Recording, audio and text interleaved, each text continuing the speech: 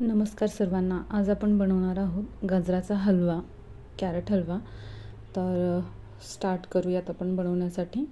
एक मी मोठी कढई घेतलेली आहे आणि त्यामध्ये 31 ते 50 ml एवढं मी आपलं तूप टाकलेलं आहे.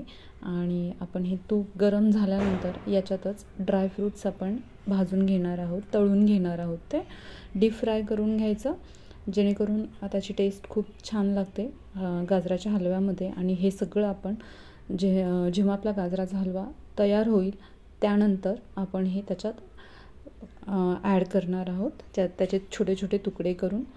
तर हा आहे 1 kg ग्रेटेड कॅरट आणि हा आपण चांगला तुपामध्ये परतून घेणार आहोत. जे आपण तळण्यासाठी तूप टाकलेलं होतं त्याच्यातच आपण हे गाजराचा हलवा छान व्यवस्थित परतून घ्यायचा. ह्याला खूप व्यवस्थित असं परतून घ्यायचं, भाजून घ्यायचं, जेणेकरून याच्यातलं सगळं म्हणजे त्याची एक वेगळी टेस्ट आपल्याला त्याच्यातनं येते. आणि मस्त त्याचं पाणी पूर्ण ड्राय होईपर्यंत ह्याला व्यवस्थित असं भाजून घ्यायचं. गाजर हे आपल्या डाएटमध्ये असणं हे खूप महत्त्वाचं आहे. तुम्ही आजकाल कुठल्याही सीझनमध्ये तुम्हाला गाजर हे अवेलेबल राहतं.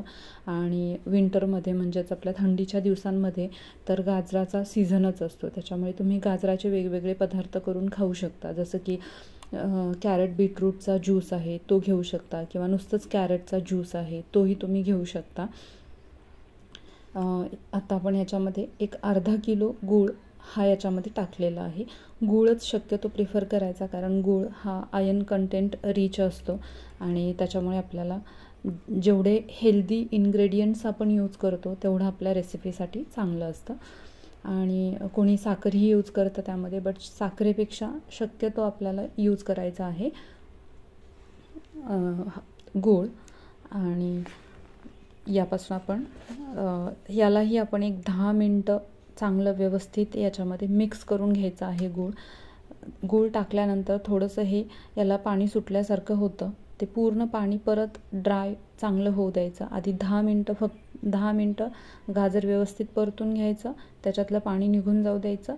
त्याच्यानंतर एक 10 मिनटांनी जरी तुम्ही परत हा गाजराचा गुळाचा म्हणजे गूळ त्याच्यामध्ये ॲड केला तरीही चालतं. आणि तेही चांगलं व्यवस्थित गूळ आपलं ड्राय होऊ द्यायचं थोडंसं. आणि त्यानंतर आपण ॲड करणार आहोत दूध हे लागेल तसं आपण यूज करू शकतो. म्हणजे साधारण एक 200 ml दूध आपण याच्यामध्ये ॲड करणार आहोत. आणि परत हे दूधही त्याचप्रमाणे याच्यामध्ये आटवून घ्यायचं आहे. आणि त्याला व्यवस्थित असं परतून मस्तपैकी त्याला कंटिन्युअस हलवत जेव्हा तुम्ही राहता तेव्हा तुम्हाला ते खाली डागत नाही किंवा चिटकत नाही. तर ही गाजराची एक रेसिपी आहे आणि म्हणजे हलवा.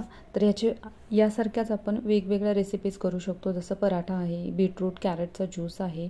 आणि याचे बेनिफिट्स हे आपल्याला खूप सारे आहेत. जसं की तुमची आय हेल्थ खूप चांगली होते जेव्हा तुम्ही डाएटमध्ये गाजर इन्क्लूड करता, किंवा तुमच्या स्किन चांगली होते याच्यामुळे. स्किन हेल्थ याची सुधारली जाते.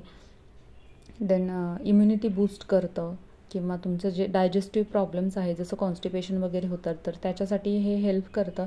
डायबिटीज पेशंटसाठीही खूप चांगलं आहे. त्यानंतर तुम्ही वेट लॉस करत असता तर तेव्हा त्यासाठीही तुम्ही गाजर हे तुमच्या डाएटमध्ये इन्क्लूड करू शकता.